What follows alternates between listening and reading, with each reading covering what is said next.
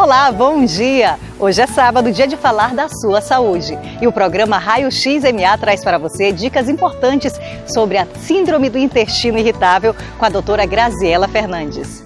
O especialista em ortopedia, Dr. Orlando Matos, mostra que é bom em nocaute no perfil Raio-X. Você confere ainda mitos e verdades sobre a saúde dos olhos com o oftalmologista Dr. Enzo Ferraz. Tudo isso e muito mais você confere agora.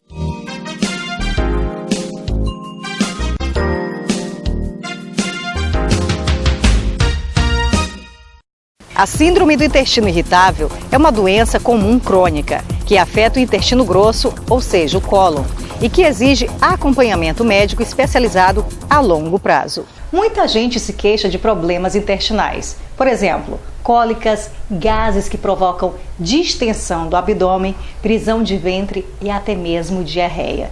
Aquela sensação de que o intestino não foi esvaziado completamente com a evacuação. Esses sintomas eles são comuns a algumas doenças intestinais e uma delas é a síndrome do intestino irritável. E para falar desse assunto, quem conversa com a gente é a médica proctologista doutora Graziela Fernandes. Olá, doutora Graziela, bom dia, tudo bem? Bom dia, tudo bem. É um prazer receber a senhora aqui no nosso programa. Prazer é todo meu. Vamos começar a nossa entrevista? Vamos. Na realidade, doutora, o que é a síndrome do intestino irritado e quais os sintomas? Então, a síndrome do intestino irritável é uma doença crônica funcional do intestino grosso. Ela não tem uma causa orgânica associada a essa afecção.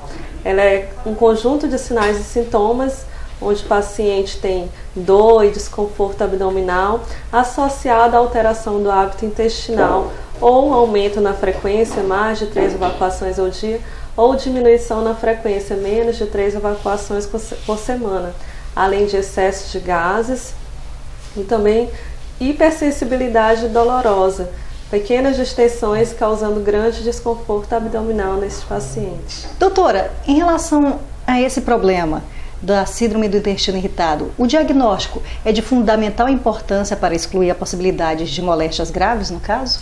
Sim, fosse tratado uma doença funcional, acaba sendo uma doença de exclusão diagnóstica. Não há marcadores biológicos, não há marcadores bioquímicos, nem exames de imagem. Entretanto, os sintomas da síndrome do intestino irritável eles se confundem com outros, como os da colite, de neoplasia. Então, essas outras causas orgânicas precisam ser descartadas através de exames parasitológicos de fezes, exames sanguíneos, colonoscopia, uma gama de exames que nós temos e quando todos dão normais e o paciente se encaixa em determinados critérios que compõem a síndrome do intestino irritável, é fechado o diagnóstico como exclusão e unicamente doença funcional do intestino.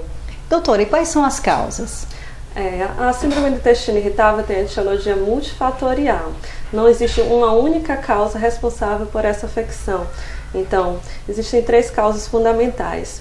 O estresse interferindo na motilidade do intestino, fazendo o intestino funcionar mais frequentemente ou diminuindo o ritmo de funcionamento do intestino. Além disso, toda essa alteração na motilidade, para os pacientes com síndrome do intestino irritável, acaba tendo eles têm um limiar de dor menor do que a população geral. Então, eles sentem um excesso de gases, que na verdade é uma quantidade normal de gases, mas para estes indivíduos, eles, devido a essa baixa da limiar de dor, eles sentem os movimentos intestinais. Então, tudo está associado a uma predisposição de determinados indivíduos a perceber seus movimentos intestinais, terem alterações na motilidade, no funcionamento do seu intestino em geral, em resposta a alguns alimentos ou ao estresse. Doutora, em relação a um exemplo, se na família existe alguém que já tenha essa doença, pode ser hereditário? Não, a hereditariedade não está bem estabelecida como um fator de risco para a síndrome do intestino irritável. Na verdade, os fatores de risco mais estão relacionados a fatores alimentares, má digestão de determinados alimentos e também ao estresse interferindo no funcionamento do intestino. Antes essa síndrome do intestino irritável, ela era atribuída a apenas uma alteração emocional. Hoje em dia, com o estudo da medicina, com o avanço da medicina, isso mudou? Não, assim, o estresse ainda é um dos fatores principais como fator causal da síndrome do intestino irritável. Existem outros fatores, como a questão alimentar, mas o estresse interferindo no funcionamento intestinal ainda é a base da síndrome do intestino irritável. Então o estresse é o fator principal. Ainda é. Qual a relação entre as alterações emocionais e a mobilidade do intestino? O estresse, ele tem uma via comum com o intestino. Então, os fatores emocionais agem no cérebro no mesmo ponto que controla parcialmente o funcionamento intestinal. E com isso, o estresse acaba levando a um aumento na motilidade do intestino, mais movimentos intestinais, e por isso é muito comum o paciente ir mais de 3 vezes ao dia ter evacuações. Então quer dizer, doutora, que quem sofre da síndrome do intestino irritável, cada vez que ele sofre, por exemplo, uma irritação, digamos assim, fica estressado, o intestino começa a complicar tudo, é isso? Uhum. Em geral, sim. Na verdade, a gente tem 3 formas de síndrome do intestino irritável. A constipante, onde o paciente evacua menos que 3 vezes por semana, também relacionada ao fator emocional. A diarreica, em que ele evacua mais de 3 vezes ao dia. E a forma mista, que fica alternando a constipação e a diarreia. Em geral, quando ele sofre esse fator emocional, um estresse agudo, a perda de familiar, um acidente, ou tem alguma prova, no dia seguinte ele acaba tendo um aumento na motilidade intestinal, indo várias vezes ao banheiro evacuar. Doutora, é muito importante diferenciar a síndrome do intestino irritável com uma doença orgânica? Sim, é de fundamental importância. Um dos fatores básicos para você não fechar como intestino irritável, já que a gente sabe que tem um aumento das evacuações, então normalmente essas evacuações não acordam o paciente. Então, se o paciente acorda à noite com evacuações diarreicas, então isso não faz a gente pensar em intestino irritável. Sangramento também não é o comum no intestino irritável.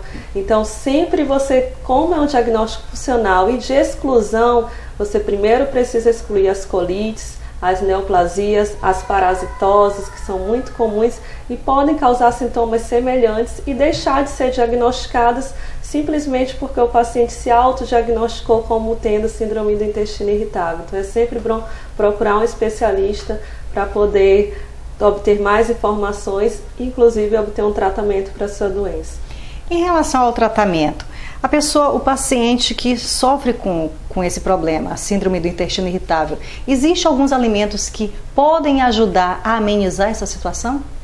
Então, os alimentos que ajudam no bom funcionamento intestinal acabam ajudando também nos sintomas da síndrome do intestino irritável, que são os alimentos ricos em fibras, né? Todos os alimentos ricos em fibras acabam fazendo um bom funcionamento intestinal e aliviando esses sintomas de evacuação obstruída, de menos de 3 evacuações, por exemplo, por semana.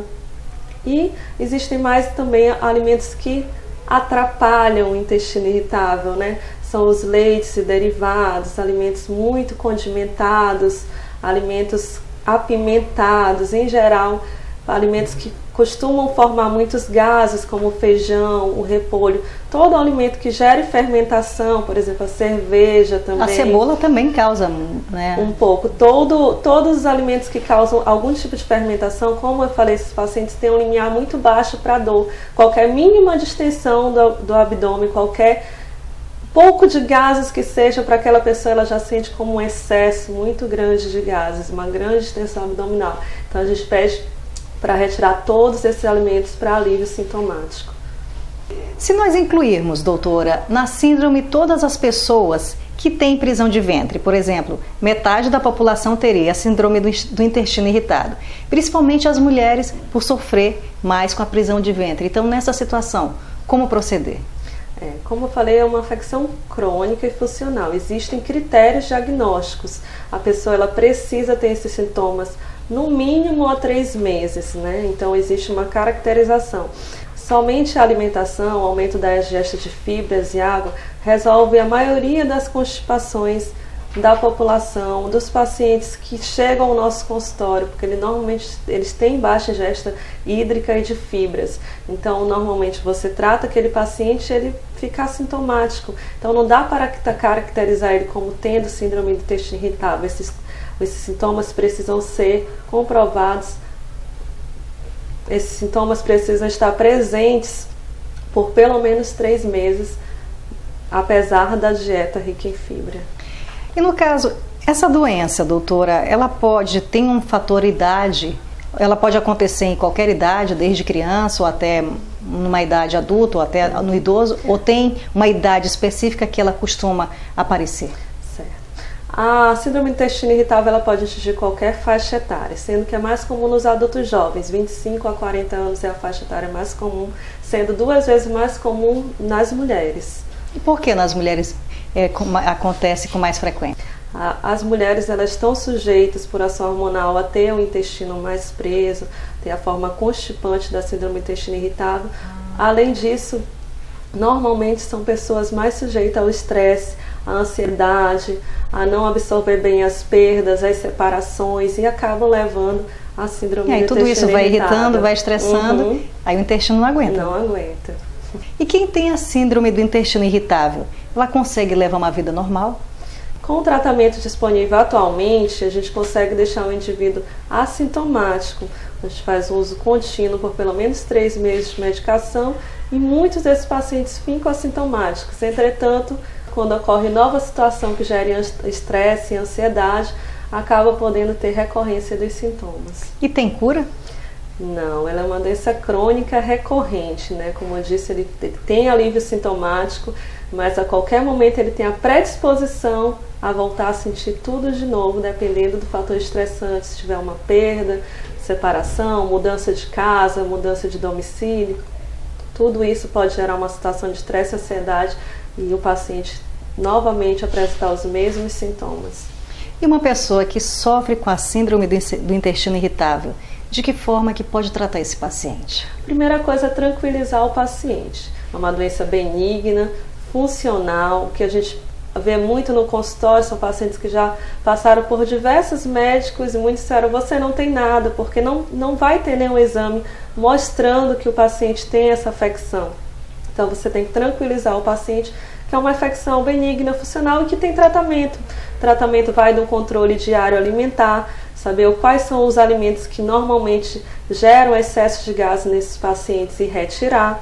Além disso, a gente tem os antiespasmódicos, que são medicamentos que diminuem essa motilidade intestinal, melhora esse desconforto, essas cólicas abdominais. E nos casos mais severos, a gente pode utilizar também o antidepressivo e o apoio de um psiquiatra, de um psicólogo também para essa paciente. Mas no caso não é necessário cirurgia? Não, de jeito nenhum. Só com medicamento já dá para amenizar? Só com medicamento. Doutora, gostaria de agradecer a sua disposição aqui, ter cedido um pouco do seu tempo para participar conosco aqui no nosso programa Raio X MA. Eu que agradeço, é sempre bom falar de um tema tão comum no nosso consultório e esclarecer um pouco as dúvidas da população.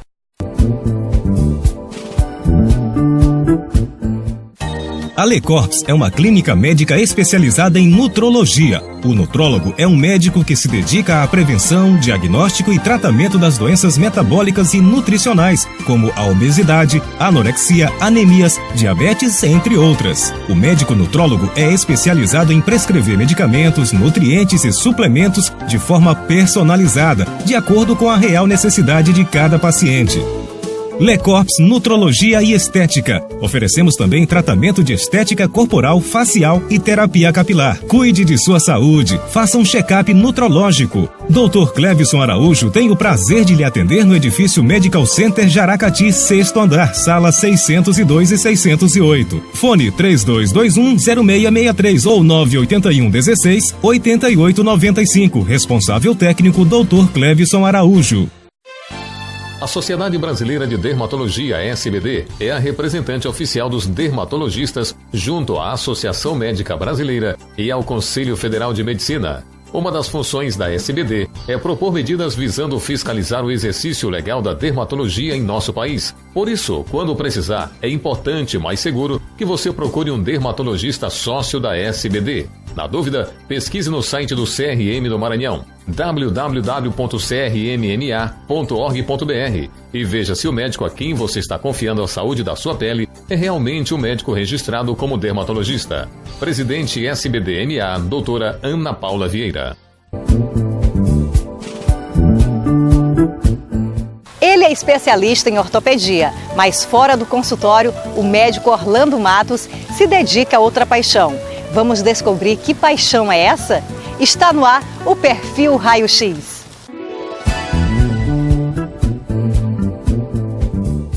Dr. Orlando Matos, há 12 anos na medicina, sendo que há 8 anos como ortopedista. Ele é formado na UFMA com residência em ortopedia e traumatologia em Natal e também no Rio de Janeiro. E atualmente ele faz cursos de atualização em cirurgias de quadril, artrite e artrose. Ele é casado, tem 2 filhos e também nas horas vagas, sabe o que ele gosta de fazer? Lutar kickbox. Ele gosta, né? Vamos conhecer um pouquinho mais sobre ele? Olá, doutor, tudo bem? Olá, tudo bem. É um prazer receber o senhor aqui no nosso programa. Todo prazer. Explica para os nossos telespectadores como é que o senhor faz para conciliar essa vida corrida de médico com o kickbox. Não é fácil, a vida do médico é uma correria, tem plantões, tem consultórios, tem cirurgias, tem os ambulatórios, então nós temos uma vida muito corrida que muitas das vezes a gente não tem como controlar a quantidade de horas excedidas no dia a dia. Eu considero o kickbox um esporte bastante completo que trabalha bastante a parte aeróbica, tá? Trabalhando o músculo, a resistência do organismo, e trabalha muito a parte anaeróbica também, fortalecendo a musculatura. Isso nos dá, por sua vez, uma energia maior para segurar o tranco que é a vida do médico. E com certeza não é fácil. Que não é fácil. Então o kickbox para o senhor serve para realmente relaxar? O kickbox é um momento de lazer, é um esporte de contato onde você trabalha, por você trabalhar todos esses aspectos, você exaure, algumas pessoas falam de desopilar, você faz um momento de descontração e equilíbrio do seu organismo, da sua vida. Como é que surgiu a paixão pelo kickbox? Sim, aquela fase de adolescência, a época dos filmes de kickbox, com Van Damme, com filmes clássicos muito bons, que empolgavam a nossa geração, a gente começou a procurar na nossa cidade alguns esportes de luta. Então, na minha história eu treinei uma época karatê, mas quando eu iniciei o curso de medicina no primeiro período, de coincidência, até porque o curso já é puxado, eu tinha que arranjar um esporte para que eu pudesse suar bastante e depois disso me sentir relaxado para continuar os estudos. Então eu escolhi o kickbox ainda no primeiro período de medicina, tá? Há muito tempo atrás. Então comecei a treinar, só que o curso de medicina puxou mais ainda, segundo período, terceiro, com isso eu dei uma parada, tá? Mas sempre tentando conciliar. Sempre tentando conciliar, mentalizando. Então, já que não dava, fazia algum outro esporte, musculação, e voltei a treinar o kickbox já depois que voltei da residência, que casei, como um esporte definitivo. E além do boxe, doutor, o que o senhor gosta de fazer também? Como uma pessoa normal, passear, viagens, conhecer novas cidades, sair com a família para jantar, os aniversários, reuniões em famílias. Eu acho que depois que a gente casa, a gente tem ainda mais as visitas da família, visitar os pais, os sogros, que são pessoas muito agradáveis, e com isso a gente, digamos assim, que o principal tempero tá em reunião em família, tá? Viajar e saborear o que a vida pode lhe oferecer, né? Passear, shopping, cinema, fazer coisas que a gente gosta, que a gente né? gosta mesmo, naturalmente. E nada melhor do que a gente fazer o que dá prazer, o que a gente gosta, né? E você já disputou ou pretende disputar em algum campeonato? Pronto, eu nunca disputei campeonato, mas a gente, depois de um tempo, não tem como. O esporte é tão assim atrativo na sua vida que você começa a pensar em campeonatos. Exige, né? Exige, né? Você desenvolve uma inteligência durante a luta. Eu acho que é um esporte que mexe muito com isso. E eu não tiro a possibilidade de eu participar de campeonatos. Tanto que alguns campeonatos que tem, às vezes eu não participo porque minha vida não tem como, ainda não consegui ter um espaço para isso, por causa do trabalho. Mas eu me dedico aos treinamentos, para a competição, com a equipe toda, até véspera da viagem, em todos os campeonatos. Até porque o mestre cobra isso de vocês, isso, né? Ele está treinando ali arduamente, nos dias de treino. Isso é o mínimo que a gente pode fazer. Se preparar. Se preparar. Se não fosse médico, você seria um lutador de kickbox? Poderia ser um lutador dedicado, poderia me dedicar muito mais na minha vida. Profissional mesmo? Profissional, provavelmente. Então ia ganhar muito dinheiro levando porrada e dando porrada? Talvez dando mais, né? Doutor, conta pra gente como surgiu a decisão de ser médico. Eu me decidi ser médico desde pequeno, tá? Eu tenho uma grande admiração e um norte da minha formação de caráter através do meu pai, que é médico, ortopedista, e um grande abraço para ele. E ele me inspirou desde então já pequeno. No sangue. Já estava no sangue. Tá? Ao tempo que eu fui me formando, colégio, segundo grau, eu acabei, fiz engenharia civil, alguns períodos, vi que não era, fiz arquitetura, vi que também não era, e surpreendentemente, porque papai já estava achando que eu não ia fazer, mas eu já queria antes, desde a época do colégio, pensava, eu resolvi fazer a medicina e me sinto completamente realizado. E agora vamos para um bate-papo rápido. Você vai me responder sem pensar, tá bom? Tá bom. Um sonho. Um sonho. Um sonho que essa cidade, que é a cidade onde eu moro, que é a cidade onde a gente ama, a gente vive, a gente quer que cresça, se reproduza e que veja melhores horizontes. Eu sonho que essa cidade se torne um pouco mais segura. Um pouco mais não, muito mais segura. A gente tem visto ondas de assaltos, de homicídios, uma falta de respeito à cidadania humana. Me parece que o ser humano ele está preso em relação a perder os seus valores. Tá? Você não pode mais andar na rua, você é assaltado, você não pode mais morar numa casa porque você ultimamente morreu um colega nosso assassinado, o Dr. Luiz Alfredo, que barbaramente. Então, assim, eu acho que um sonho meu é ver essa cidade mais segura, que se procure as entidades governamentais, procurem projetar e ter objetivos de planejamento, nem que doa nos caixas do governo, mas que faça um projeto mais sério de controle da grande praga que nós estamos vivendo, que é a insegurança nessa cidade. Espero que esse seu sonho possa ser realizado, que eu tenho certeza que não é só seu e de muitas pessoas. Com certeza. Agora, um lugar, uma viagem, algo que tenha realmente marcado sua vida. Viagem.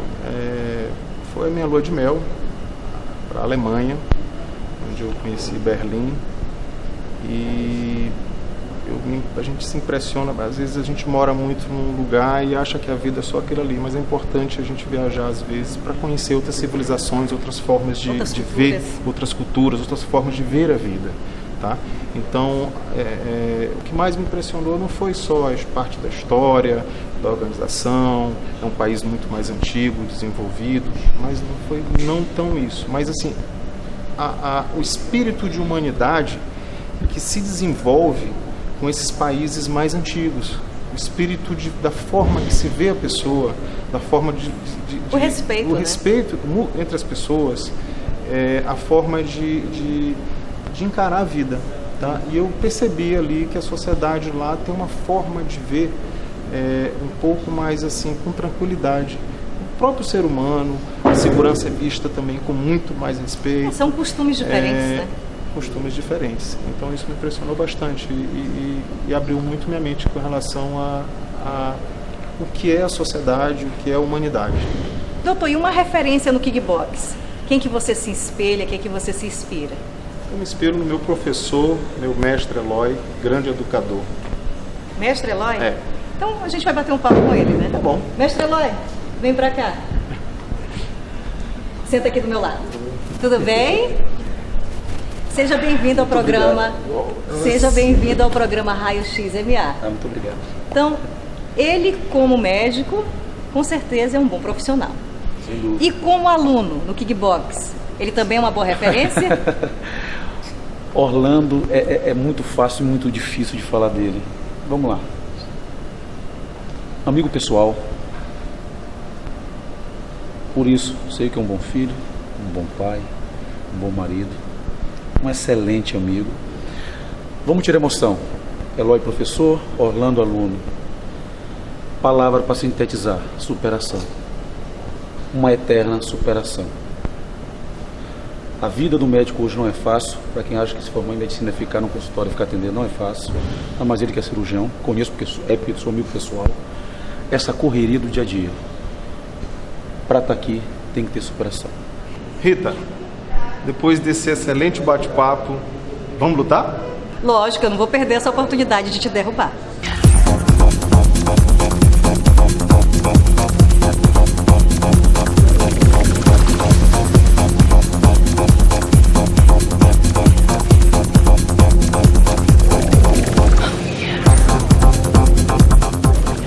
Até que eu gostei desse esporte. Apesar de ser capoeirista, o tamanho não importa.